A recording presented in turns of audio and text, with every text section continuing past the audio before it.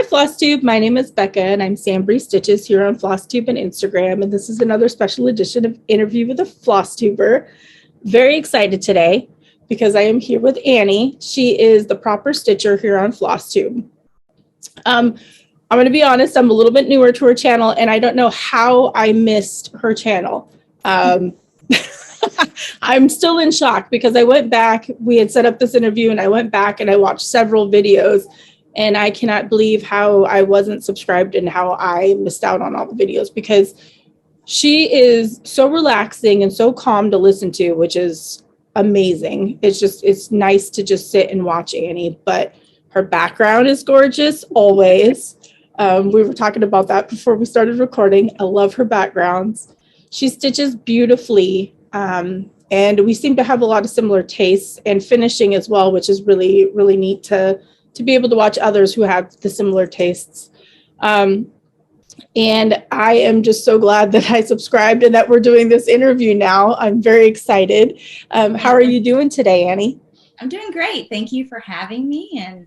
And I'm glad we set this up. I'm really looking forward to getting to know you better. And yeah, this is going to be fun. This really is. I feel like I'm really actually getting to know you because, like I said, I watched a whole bunch of your videos just because I'm newer to your channel, and I'm excited because it all feels so fresh now, which is kind of fun.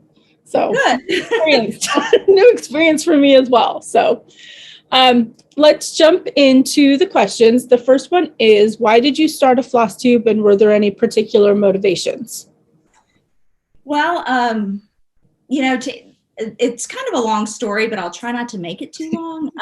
I've been thinking about Flosstube for a while because, like everybody, I was watching Flosstube and watched for pre-COVID. I knew about Flosstube and enjoyed watching it. And my husband would laugh because he could hear certain Flosstubers, and after a while, he recognized who I was watching and listening to. And I always joke and say I know them on a first name basis. And so I would say their name like I knew them personally. And so I just always enjoyed watching Flosstube. But just through attending retreats and attending, being around other cross stitchers, I just realized that a lot of people had a fear of finishing their own projects because they were worried about their projects being perfect.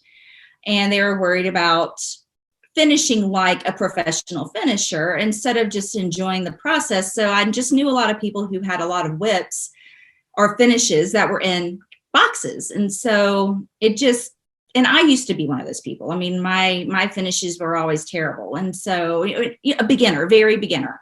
And so during COVID, I found myself watching more and more Flosstube, and I realized that I really wanted to come up with a message and to help people remove the fear out of finishing a project. And I thought, what better way to do that than with Flosstube? So I was at a girls' weekend in Louisville, Kentucky, back in the spring. And my friends talked me into it and said, it's now or never. You keep finding a reason not to do it, just like we often do, next week or next year, or when my kids are this age, whatever we do in life, we find a reason to keep putting something off. And so I got home from that trip. It was April 1st. And I just set up a stack of books in my dining room and propped my phone against it and said, I'm going to do it now. And I did. And that's how it all started. That is awesome. It's really nice. I had the similar situation where, you just have like a group of stitchy friends that are like, you should do this, you should do this. And it's nice to have that cheerleading group behind you to get it done, because it's very awkward the first couple of videos. Oh, it is. I said, well, how do I do that? I mean, I'm talking to myself. I mean, what? They said, no, just act like we're sitting across the table from you. I'm like, okay. So, and my husband, he's always been a big supportive fan of mine, and just always there. And he's like, you're going to do what? This was one of those things where he supported, but he just didn't understand why I would want to do that and how. And because most of the people at that time I was watching, they were mother-daughter teams, or they were, I don't know, they just seemed like it came so naturally to them. So I don't know. I guess I like to talk a lot. Because then that's good for a floss tuber. For sure. So the next question is a subscriber question, and they were just wondering if you had a blog of any sort. I do have a blog. It's called The Proper Stitcher. And I started it probably in the middle of the summer, this summer. I mean, again, this is also new to me. And I am technologically challenged. So it's very hard for me to get in that mindset of writing a blog. But I have 2 blog posts. I have ideas of blogs I want to post. So I think that will be one of my New Year's resolutions going into 2022 is focus more on my blog, because I think a lot of people, what I have found is a lot of people don't have Instagram or they don't have Facebook, but they want some sort of other content beside Flosstube. So I feel like if I cover all those bases, then maybe I can reach those people who don't have social media. That's actually a really, really good way to look at it. I don't think anybody's ever mentioned that aspect of there are people who tend to watch us on YouTube that don't have any other social media platforms. And I didn't even think about the blogs being a way that they could have access to like our photos and stuff like that, other than watching the videos. That's really something to think about.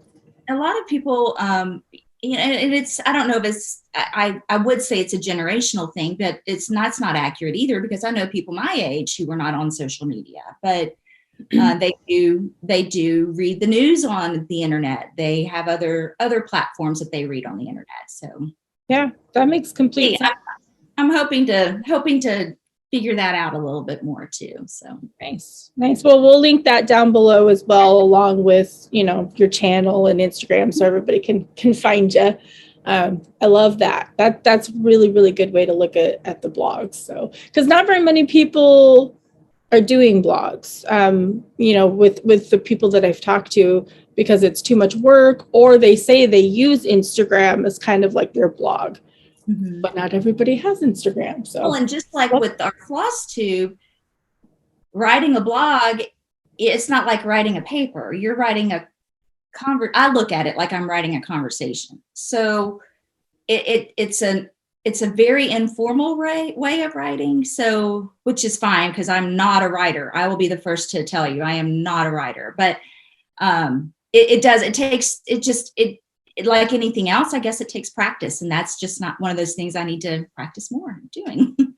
Nice. All right. I love that. So this one I love. How did you learn to stitch, and how long have you been stitching? Well, like a lot of people, my grandmother taught me. I would spend the summers with my grandmother. I'm from Louisiana, and back in the 80s, in the late 70s, we had a lot of time on our hands in the summer days. And so my parents would send me to my grandmother's for the summer, or long periods of time in the summer. And so I learned all kinds of things from her. She would do all the needlepoint type work. She did needlepoint, cross stitch, embroidery. She did some quilting, but she taught me how to cross stitch. We went to Walmart, and it was a Christmas ornament, and it was in one of those kits. It had a gold hoop or a gold frame. Yeah. It was Ada. I think it had 3 colors. It was a red ornament, and in the middle of it, it was hollowed out. So you backstitched Merry Christmas in the year, and it was 1984. I don't have that ornament. I wish I did. I have no idea what happened to it, but that was the first time I cross-stitched. And then from there, I can remember we would get bigger pieces. I can't remember also from Walmart, I can't remember the designer, but they were Victorian images, and it's usually like a mannequin wearing a dress, looking in a mirror. It may have been Leisure Arts. I don't know. But I was thinking is Leisure Arts, because Gold Collection was another big one, but they did different type of kits. So I branched into that, and then like most high schoolers, I stopped cross stitching when I reached high school level, and picked it back up when my son, who is now 15, he was 3. So about 12 years ago, I started cross stitching again, and full circle back to my grandmother. She had recently passed away, and I think I was really missing her. And I just started Googling cross stitch, and because it was a whole new world, from the mid 80s to the 2000s, we had linen, we had overdyes, we had a whole new line of patterns, Brenda Gervais and, Plum Street, all of these designers. It was just fascinating to me. And so I talk about rabbit holes. So I went down all these rabbit holes. I found Prairie Schooler. I found all these wonderful designers. And so I found a local needlework store, and they have since closed, but I went to that shop, and the very first piece I bought to stitch was a Not Forgotten Farm piece. And so that was the first time I used overdyes. And it was a pretty big piece for a and it was on linen. She didn't have Ada or even weave. And so I had to learn how to stitch on linen. And anyway, I fell in love with it and haven't stopped since. So I think everybody that stitches refers to a rabbit hole leading them deeper and deeper. It's so funny how we all say that rabbit holes led us to this. Do you have an LNS local to you now? I know so many closed, so. They did. This one was wonderful, but it was called Three Sisters, and she was also an antique store, but she specialized in only primitives and sampling. So she had and she closed probably 10 years, no, maybe 8 years ago. But the closest one I have is in Johnson City, Tennessee. It's called Cross Stitch and Crafts. It's about an hour and 30 minutes away. So I can call them and get it in the mail and have it the next day. The way our mail system works, they're close enough that I get their mail faster than any other. Faster than if I got something locally. But I probably visit them about 4 times a year. And then I travel, and when I travel, I've always said I wanted to have a cross stitcher's passport and just kind of, have all of these little stores around and say I've been to this shop. But I love to travel and see other cross stitch stores, so I go to Lowell a lot. So that would be a bucket list thing, is to go, because I've not really been to any other cross stitch stores except for I have one here in Issaquah, which is Threadneedle Street. And that's about an hour and a half for me. And then 3 hours is Acorns and Threads. And I visit them at least once a month. I make the trip down and the trip back all in one day. But man, it would be amazing to go to some other shops. Isn't it funny how we will justify driving 3 hours to a cross stitch store, 6 hours in a day? Yep. But, probably not have the same justification for anything else. No, and that's the thing, because there's something about being inside a cross stitch shop where you can browse, and so many people, myself included, when you see a pattern, on Instagram or whatever, where they post new releases, and you see that picture and you're like, that's cool, but I don't know, I don't know if I really like it. Then you go to the needlework shop and you see a model and it does not compare to the picture, you know what I mean? And then you have to have it. And I think that's what justifies me driving. Plus I love seeing the ladies and meeting up with my friends, but seeing that in person compared to the picture, and then that just makes me fall in love with it. And I think that's worth the 6-hour round trip right there. So yeah. And I've always wanted to go to Acorns and Threads. It's on my bucket list too. You gotta come visit. If you do, you let me know. I'll gather up a whole bunch of PNW stitchers. We'll meet you there. But it's true, when you see the models, I talk about creating an emotion, and it's an emotional experience for me. I know it sounds silly, but I'm a visual person, and to see it on the wall, and to, I always laugh and say touch and feel it and smell it. I'm a full sensory person. And so, and we know how long it takes to make something. And then you see a store with hundreds of samples on the wall, just to think of the amount of time and effort and love that went into all of that. It's just one of those things. It just makes me happy. And yep. If there is any way that anybody watching, that hasn't been to a needlework shop can get to one, you definitely should, because absolutely, it's a whole different experience than, shopping online, for sure. Well, and I get a lot of people that say, well, why are all the good stores in the Midwest or up north? Or, well, you know, if you look at a map, I mean, that's probably true, but you do have a lot in this, because there are fewer in the South, I think, than any other part of the US. And so it can be hard to travel to them, but I agree. It should be on everyone's priority list to visit one in person. And well, stitching is coming back. Like, you know, it seemed to have died down a little bit. And then, you know, the community is growing and growing. So maybe more shops are opening now.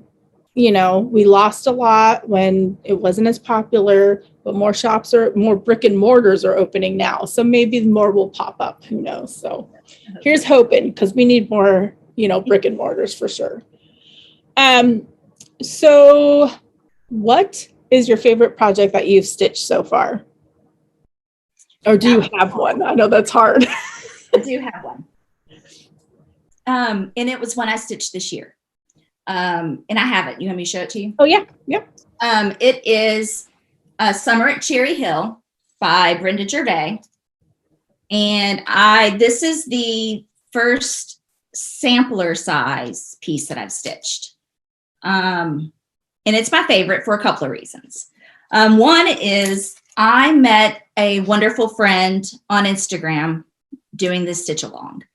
She's in the Netherlands and her name is Joke. And she and I both realized that we didn't know each other. I don't know how we found each other, but through the magic of Instagram and hashtags, we found each other. And I saw that she was stitching this piece. And I said, I have that. And I've always wanted to stitch it.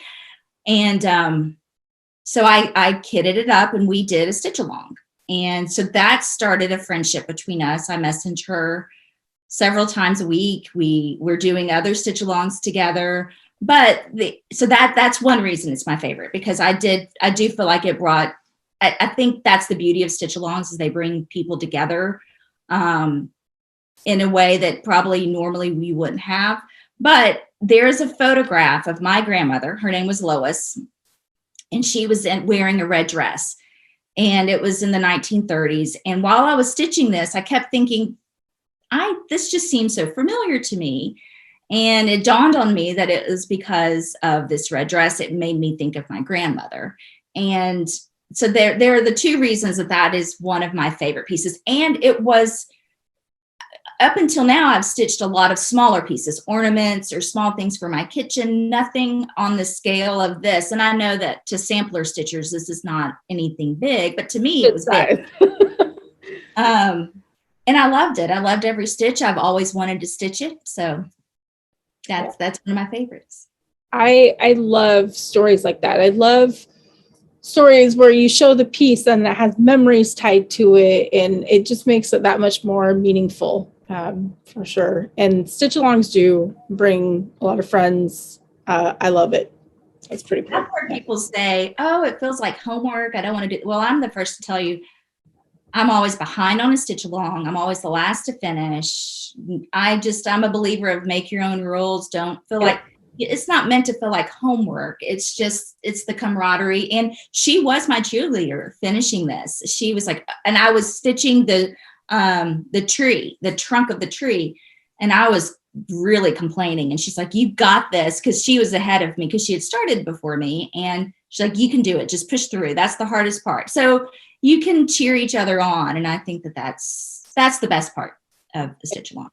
And there's, like you said, there's no rules. I think a lot of people are coining the SALs now as start alongs instead of stitch alongs. Because who cares if you finish it, tomorrow or next year, you're stitching with other people, and people join throughout the time period. So you're all stitching together. So I like start along better than stitch along. I agree. That's a good one. I'll have to remember that. I love that. And I think that's being thrown around a lot more and used more than, stitch along. So, yeah. So what do you enjoy most about stitching? Well, it relaxes me. The rhythm of stitching, it is very peaceful and rewarding and relaxing, but I like seeing a project or a piece that I've made from start to finish and seeing it in my house. And I guess you're going to hear a common theme. I talk about my grandmother a lot. She was a major influence in my life, but when she passed away, I didn't have a lot of her pieces that were given to me. I guess there were just too many of us, and it made me really sad. And I think that's why I returned to stitching and why I returned to doing other hobbies, because I want something to give my children and to pass on to my children and for my grandchildren. But so that's one reason, but I really love the process. I like the shopping for the pieces. I love kitting the pieces. And then I just like seeing something come to life on a piece of material. It's just a lot of fun and relaxing to me. That's the big thing. And it's just the quietness of it. At the end of the day, I can sit in my chair and watch a show on TV or Flosstube and stitch along. So Stitch. Yep. 100%. I love, it's just like a focus. You just focus and everything else kind of goes away, because I lose track of time. A few hours will go by and be like, really? what happened? So yeah, I love that. When you can't worry about anything else because you have to count, Yep, you can't 100%. worry about all the other things that's on your mind. So yep, so true, so true. And I love the handing down, because I think you and I both stitch for decor. We like to decorate our house, with our pieces and that kind of thing. And I actually recently, this year, pretty much started stitching samplers for the most part, because I wanted something to pass down to my girls. My older daughter stitches as well, so I know that she will appreciate it.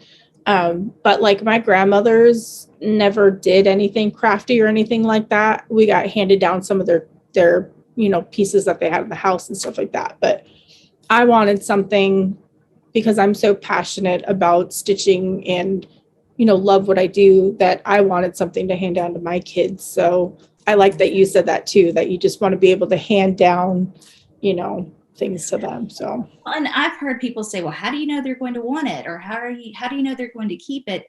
And then it goes back to, well, that's why we love what we do. We love to stitch it for what it gives us immediately. But I do want someone else to hopefully take it one day. Yeah. And I mean, I've told both of my girls, this is for you and this is for you. I stitched specifically for you. If you want anything else, that's great. But we won't know. We won't know by the time it gets to them. So we'll just keep telling ourselves that, they're going to keep it and they're going to want it, and then it's good.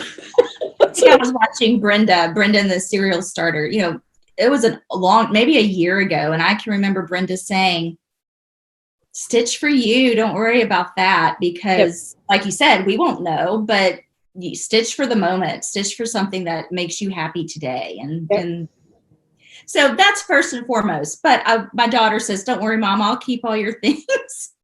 That's good. It's peace of mind then.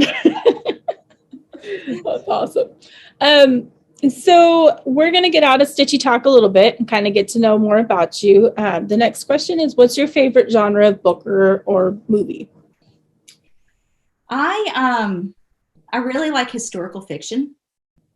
I was an art history major in school, and so I really enjoy. I like I like reading, but I also want it to feel like I'm learning too. So historical fiction is really my favorite go-to reading. Same with movies. Love historical fiction pieces. I love, and also I like romantic comedies, but historical fiction is one of my favorites.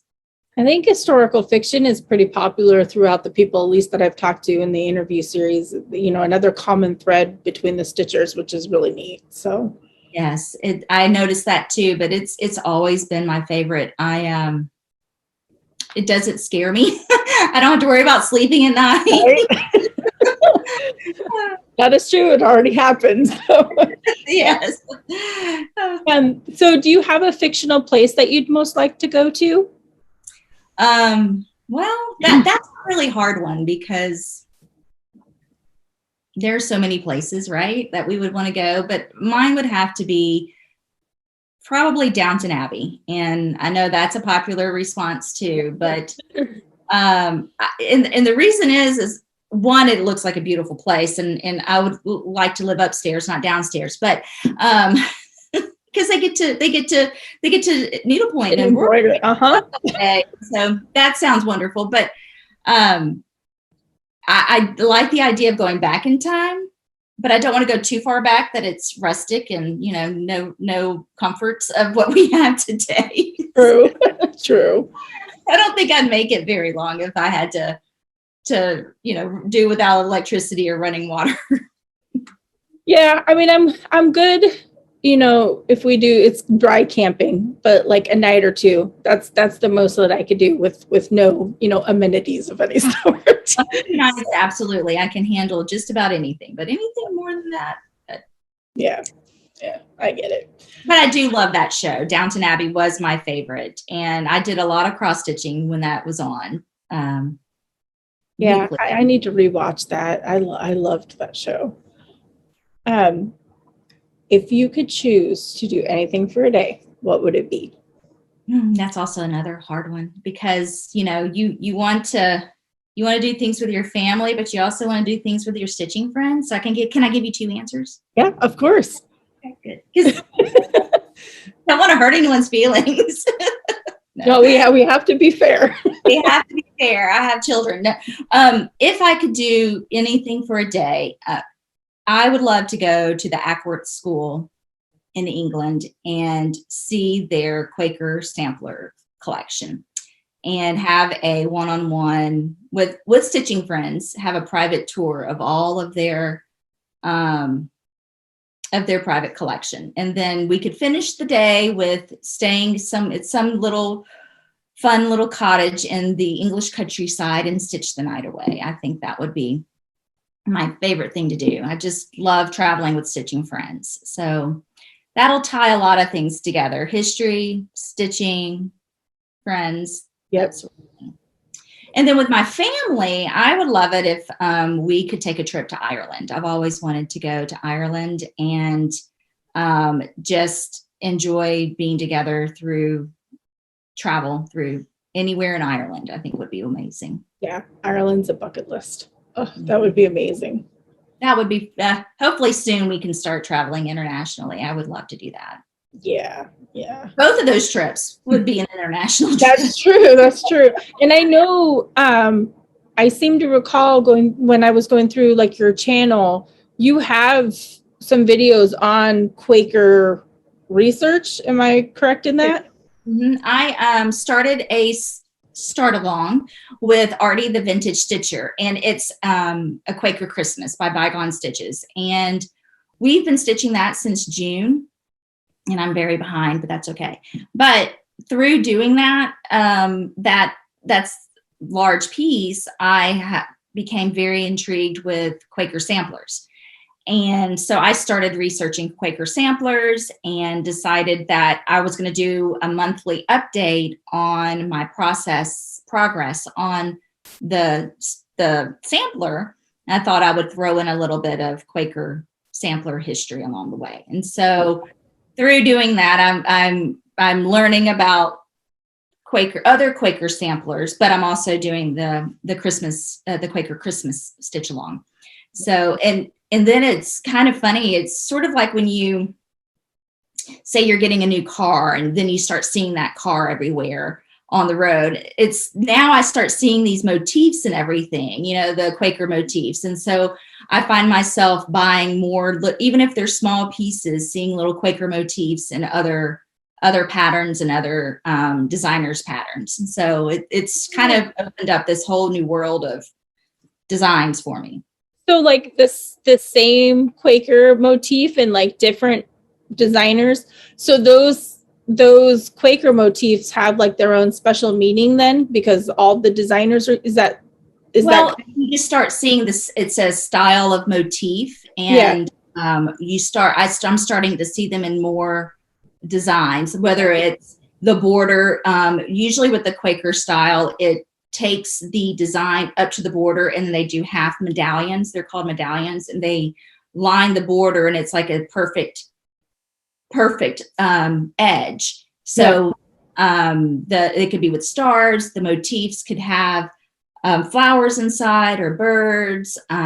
Usually they say a token of love or things. Oh, okay. Token of love. Totally. Yep.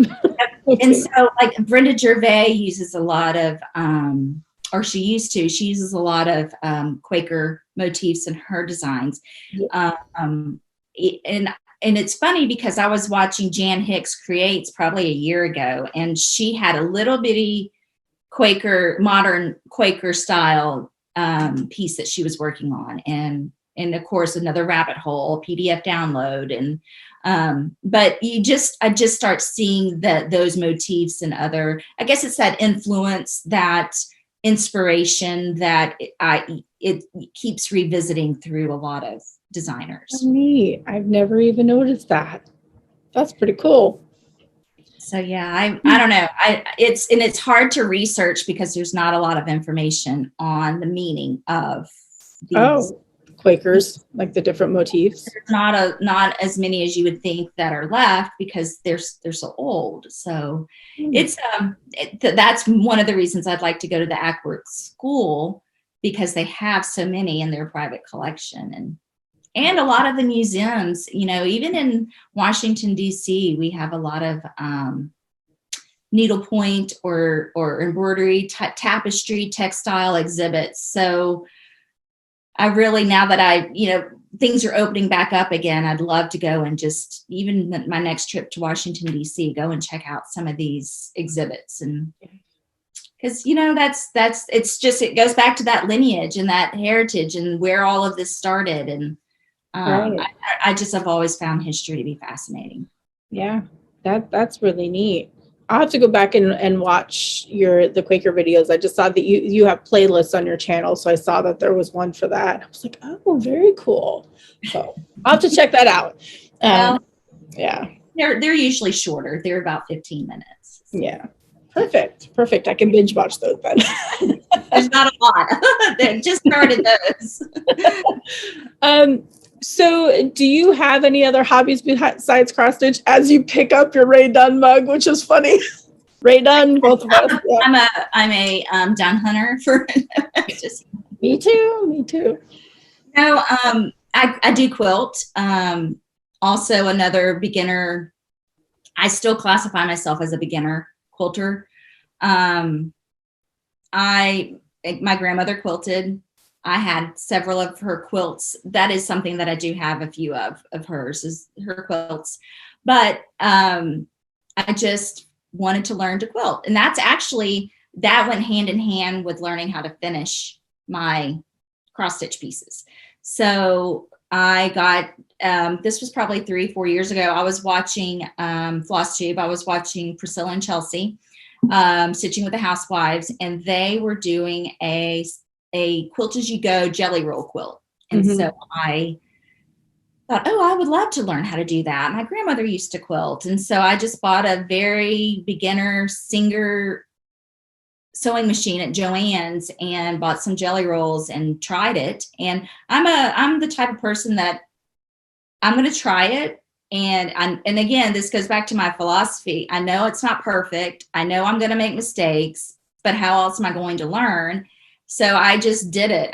My first 3 or 4 were wonky. They were, they still hold up, but I have one on my table now, but my lines are wavy, but I just enjoy it. I enjoyed learning how to do it. And through the quilting videos on Flosstube, that's where I learned how to do a lot of quilting techniques.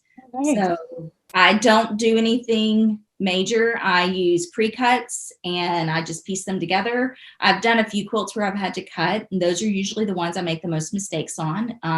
But still, at the end of the day, I have a quilt and I enjoy it. So it's another thing that it relaxes me in a different way. It's the sound of the sewing machine, the feeling of the fabric, and what I do, it's funny, when I stitch, I watch Flosstuber TV, but when I sew on the sewing machine, I listen to podcasts or music, because you don't have to pay attention so much. Yeah, makes sense.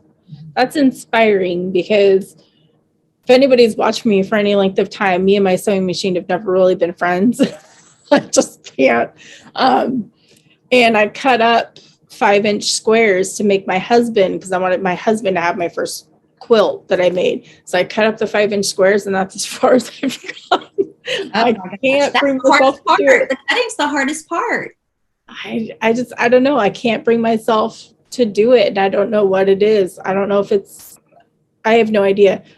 My friend, my local stitchy friend, she took me to Joann's. We bought all the stuff that I need. She gave me some stuff, to get me set up. And I was like, yeah, I'm going to do it. And I've got my little thing, and I'm cut. Oh my gosh, so much cutting. And I have a stack. And then it's like, That's my least favorite part. That's why I buy the pre-cuts, because it takes so long. But I binge watched. Okay, this is what I do when I want to learn something new. I binge watch it, and then I watch it again. And so I found a woman. Her name's Melanie Ham, and she has quilting for beginner videos, and she uses the 5-inch squares. okay. And I watched her video, and that's how I learned to make the charm pack, or the 5-inch square quilts. And then the jelly roll quilts, I watched Fat Quarter Shop. So that and Melanie Ham, she breaks hers down into segments, like day 1, do this, day 2, do this, and then you can. Oh, I need to watch overwhelming. You chunk it out, and so. Anyway, I just and then my husband upgraded my sewing machine, and when he did that, it made a big difference, because I kept messing up the bobbin and the tension and so it's been a process, but I was determined to figure it out. So nice. Yep. That inspires me. We'll see. I might go watch the Melanie, her channel, and see if, I like the breaking it up so I'm not overwhelmed. So you can do it. You can do it. You've done the hardest part, the cutting. I mean, I still have time to get it done for a Christmas gift. So I'll see. Well, maybe the top done. I don't know how to do anything else. We'll get there. I don't know. This is one of my most favorite questions, and it's, how would your friends describe you? That's also another hard one, because it requires some self-reflection. Yep. But I did ask some friends, because I felt like, I don't know. Yeah. But I would say that they would say that I'm kind, I'm honest, and I'm genuine, and I'd like to think that I'm a generous person, that I would, if it's anything from information you need to projects you need, or products, or anything, I'll give anyone anything. And I just like to help people. So maybe that's how they would describe me. Yeah. I like asking this question because, 1, we're not comfortable talking about ourselves. No. 2, we never think about like what our friends think about us or anything like that. So in hopes of, asking this question, having the people that I'm interviewing kind of reach out and see, so that, they can see how much they're loved and how much they're, supported, and how people really just, care about them, because we don't talk about ourselves like that. So that's why I love this question. So well, my friend Kim said to say that I am kind and a little bit sassy. I was like, see, there you go. That's silly, but okay. Do you think so? I think sassy's good, though. You gotta be sassy. Be a little sassy on the side. Yep, exactly. Yeah, I think everybody needs that. Makes life more fun that way. Yeah. So, yeah. So how do you prefer to stitch? Do you use like a hoop, a Q-snap, a frame, that kind of stuff? Well, I use a hoop, and I always have. That's just how I learned. But now that I'm stitching bigger pieces, I feel like I need to figure out another way, because a lot of material, and I've tried rolling them up and using the magnets, but that's not working for me either. So I may try Q snaps here soon because I have a couple of bigger pieces I'm working on, and I find that it slows me down when I'm having to wrestle all this fabric. Yep. I keep doing it like this because it seems like it's always on this side of me. I guess it doesn't bother me when it's on the left, but I usually just use a hoop. I've never been an in-hand stitcher. I think it's funny how we stay with how we learned, and I've always learned to use a hoop. Yeah. Yeah. I started with hoops only because that's kind of what was available when you went to Walmart or the craft stores, those cheap hoops that they have there. But I like my Q snaps. And I think if you've not tried Q snaps, I don't know if you'll like it or not, but the hoops are so much thinner, especially if you're holding on to it. The Q snaps for me, they were causing like arm pain. Okay. Because I'm left-handed, so I stitch left-handed, so I'm always holding it in my right hand, and they're thicker. So holding it, constantly for as much as I stitch, I was getting arm pain, so I had to get like a little lap stand or something. But Q snaps holding the fabric so much easier because you can double up your fabric and put the clamp on it, and those magnets and the little thread huggers, everything will help wrangle that fabric. But you may find that it's thicker than a hoop, so it might not be as comfortable. That was my thing. Yeah. Well, if I can figure out what to do, and I've heard that with Q snaps, you don't have to move it as often. Is that right? Yep. Okay. I don't move it as often. So in Q snaps, you can adjust the sizes on them too. If you get the real Q snaps, brand, they make extenders, so you can, extend it, and you can switch the parts all out and make whatever size you want, so you don't have to move them as often. So, yeah. Are they hard to put together? You think I could figure it out? Yeah, no, they're actually, I think they come in 4 parts with the clamps already on them, I want to say, or 2 or 4 parts or something. But yeah, you just stick them together and it just makes a square or, a rectangle and super easy. Yeah. Okay. I think I'm going to try it because, like I said, I need to figure something out because it gets frustrating when you want to get in a rhythm of stitching, but all these other distractions in your lap are keeping you from making progress. So. Yeah. I like my 8x8 just because it's easier to handle. And then I'll add like the 1-inch extender in there to make it a little bit, but 8x8 seems to be perfect because you have a big space, to work with.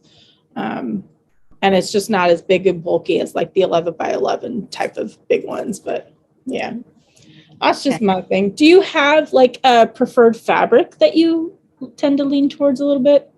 I do. It's funny because my favorite is 32 count vintage country mocha linen. It's like my go-to. It goes with everything. It's soft enough. It's not too stiff. I can see the holes. It's my favorite. But it's funny because I think I was doing a video a couple of weeks ago, and I said, I decided not to use vintage country mocha on this. I feel like I tell you all the time I'm using vintage country mocha. So I made myself use something different. And so I'm trying to broaden my horizons with my fabric choices, but that is my go-to because I know it will work on pretty much anything. Yeah. Vintage country mocha. I'm an Ada stitcher, but I love that in Ada as well.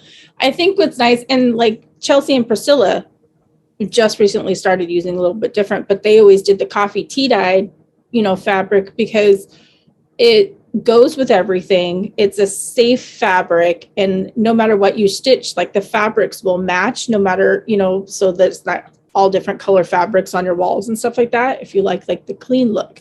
But yeah, vintage country mocha is a very, very pretty fabric. So well, and if you want something primitive without being too primitive, it's that nice blend of. That's perfect. It's a perfect fabric for pretty much anything. So do you have a favorite place that you've traveled, and did you bring any stitching along when you went? We don't, as a family, we have not traveled a lot other than to the beach. That is where we go every summer. We go to Florida, and I usually take stitching with me. So that is we love to go there. That's just, it's easy to go. It's affordable. It's, there's something about the ocean just always relaxes me. But so I always do take stitching with me when I go there. But my favorite place I've traveled to, my husband and I, for our honeymoon, we went on a Mediterranean cruise. And so that was in 2001. And we were able to see Greece and Egypt, and it was definitely a trip of a lifetime, because we couldn't go back today and do some of those things. It was pretty phenomenal. We saw the pyramids and all of those wonderful things that you never think that you'd be able to see. And then September 11 happened 6 months later, and oh wow, 6 months. Oh. We got married in April, and in September is when that happened. So obviously, but that is my favorite place that we've ever traveled to. So maybe one day we'll be able to travel again like that. But yeah, wow, that's amazing. Just to be able, like the pyramids, I love that part of history, I guess, is like the pyramids and the ancient. Oh my gosh, that would be so amazing. It was fascinating. And it was weird because the pyramids are in the middle of the city. I always think of being so far out, and they're right in the middle. The city is built around the pyramids. And so it was pretty crazy to pull up into them. But I mean, yes, the desert's all around it, but the city's in the desert. But I don't know. It was not at all what I expected. But we got to go to Istanbul, and so basically we were gone for about 2 weeks. So we got to see a lot of things I studied in school, and so that was pretty exciting. It was before the internet and before digital cameras and before all those things. So I didn't get to research it as much as I would have now, or take the photos like I would have now. But it's all up in my memory. So I guess all you need. That's the best way to do it. Yeah. Wow. That would be amazing. Another bucket list someday. I don't know. So we're going to get back into the stitching talk a little bit. What can you not do without for your stitching? Like your favorite go-to must have, besides the basics, of course, the linen and the thread and the floss. Well, I need my readers, my glasses, and light, my magnifying light. I cannot see as well with my prescription glasses as I do with my readers. So I have to have my readers. It's funny, the last night I was trying to stitch, and I'd left my readers in my car. And I have more than one pair, but my favorite pair I left in my car, and my husband had taken my car. Oh. So, I can't stitch tonight, because I need both. I need my magnifier and my readers. But that would be my number one is. Yep. That's a pretty common thing amongst us as well as stitchers. Even on 28 count, and it's, otherwise I'm just poking and stabbing. I have to be able to see what I'm doing. Yeah. Yeah. I have bifocals. And I think I need to go back and just get normal glasses. But yeah, I need those. Otherwise, I can't see stitching. Ew. Couldn't imagine not being able to stitch. Oh, seriously. And but I have the I guess what do they call it? The progressive lenses. Oh, yeah. They make me dizzy when I'm trying to stitch. So I have to take those off and use my readers. So you would think that you have prescription glasses, that's all you need, but yeah, no, I think they're different prescription glasses for needs. I think the readers are meant for, the up close thing. Sure. Plus you're getting used to the progressives. Yeah. When I first got these, because there's this line right here, because on the bottom is where it has the magnification, and then the top is just clear, but you can always see I can still see the line, and I've had these forever, and that it still messes with my vision. It drives me crazy. So I just want regular glasses. Just want to be able to see without being, You can wear one on your neck and one on, and then you can just take turns. Yep, there you go. Just switch them. So how do you decide on what you're going to work on next for your projects? I have no rhyme or reason. I really don't. If I have something like Christmas right now, or in that season, and I have something I want out now, or it's a gift, or that will take priority over everything else. So it'll move to the top of my pile. Other than that, I've tried a lot of things where, okay, on Monday I'm going to stitch this, on Tuesday I'm going to stitch that, but then it started feeling too much like homework. So I always want to keep it fun. And so it's just, I'll sit in my chair and whatever either I have it stitched on in a while, or something I'm making really good progress on, I want to continue with that rhythm. But I really do mix it up. I don't have a rhyme or reason to it. And sometimes I'll stitch something for a while and I just get tired of it, and it'll go in my basket and I'll pull it back out when I'm ready to see it again. And I'm really bad about starting something new in that case. So if I get tired of something, then I'll start. It's a new reason to start something. Let's start something new. Or I'll empty a project bag and it's like, oh, I get to fill it, so I can start something new now. It doesn't matter that I have 50 other whips, but it's part of the hobby, right? It's why have it sitting over there? Like I'm looking at all my charts of they're organized. Why have it sitting over there when you could have it, started? It's the same. Who was talking about that? Was it Brenda and Laura, maybe? You have it in your stash. What's so different about having the pattern in your stash or having a few stitches in it started? It's and you're just that much closer to having it done if you get it started. And it's like you don't want to ignore it. And I don't know. I think as stitchers, we're all about justifying our actions. I will be the first to help you find a reason for something. So I was like, well, that right there, that was really justifying our stash. Like, why have it sitting there when we can kit it up and start it? Like, same thing. Yep. Well, and I'm always like, okay, if I don't buy this now, I'll forget about it, and then I won't be able to get it later. Yep. Or I do that. I don't know. I've never, I wonder if other hobbies are like that. Yeah, I don't know. I don't have time for other hobbies. No, probably why I haven't started that quilt. But I wonder if other people come up with justifications of buying all the things. And right. I'm sure they probably do. Like quilters with the fabric, knitters and crocheters with the yarn. I'm sure that they justify it. They have to. But yeah. So we are down to the last question. And this is one of my most favorites. And it's, what's the best thing that has happened to you so far in the past couple of years?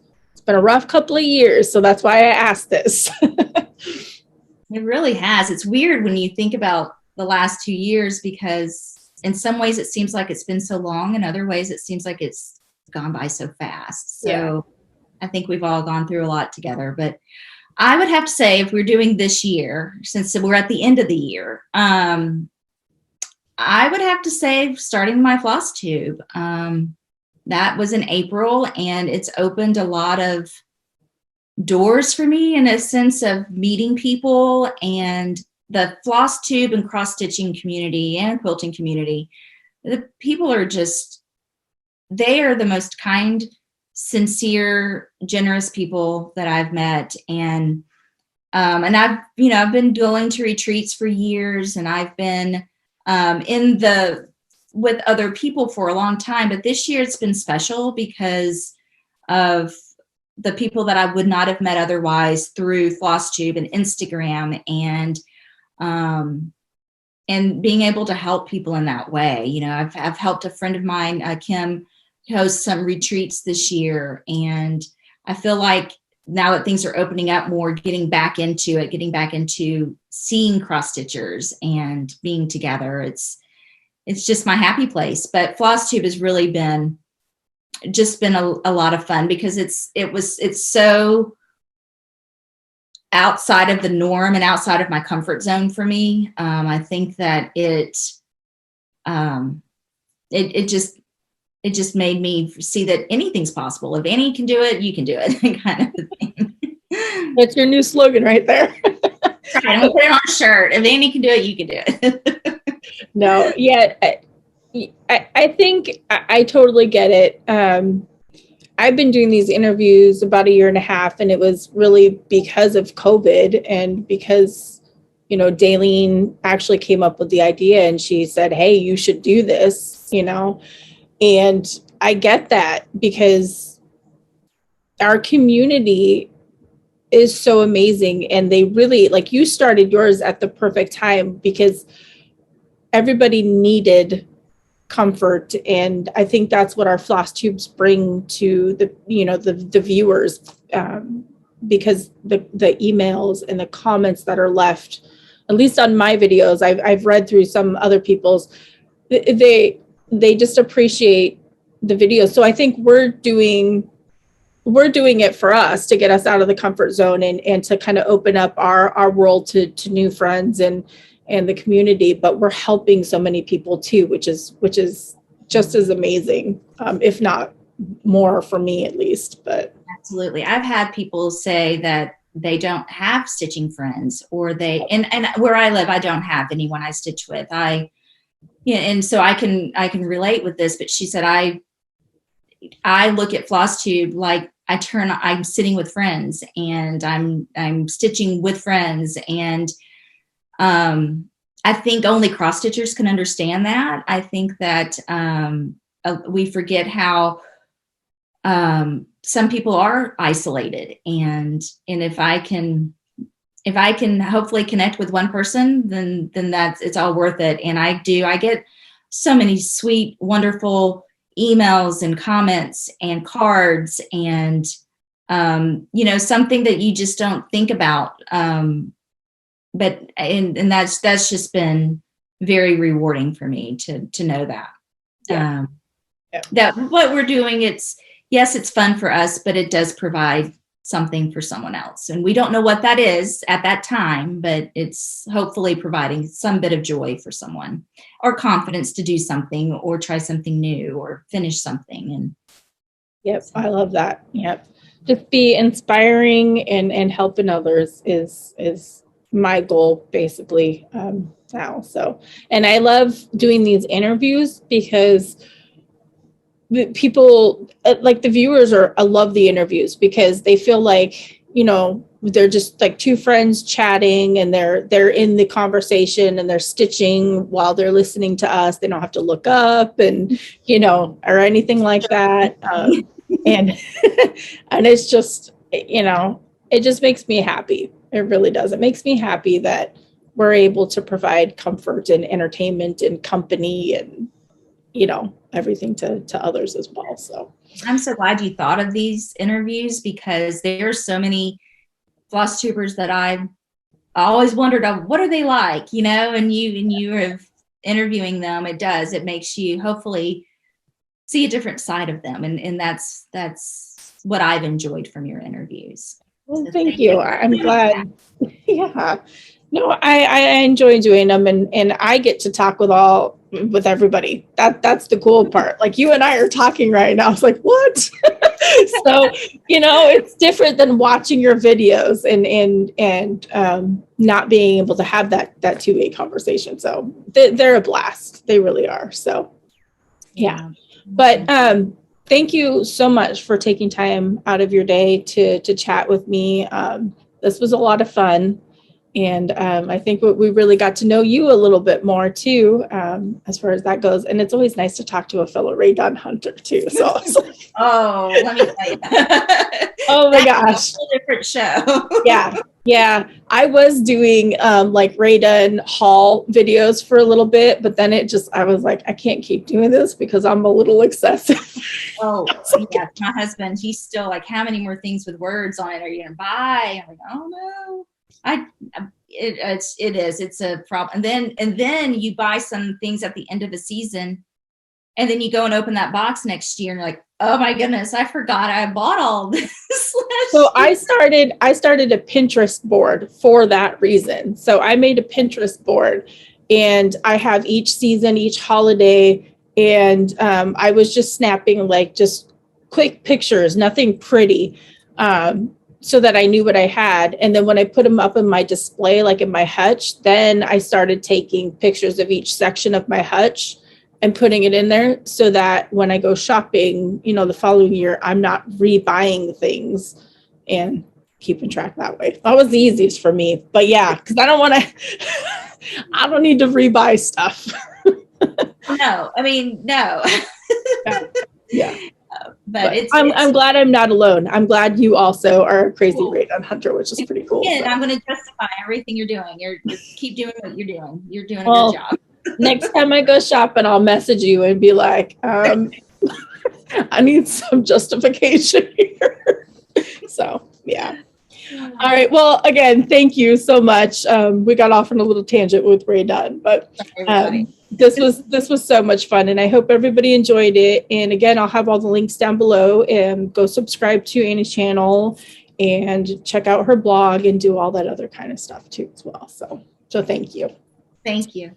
Yep. And we'll say bye to everybody on Flosstube. Bye, Flosstube.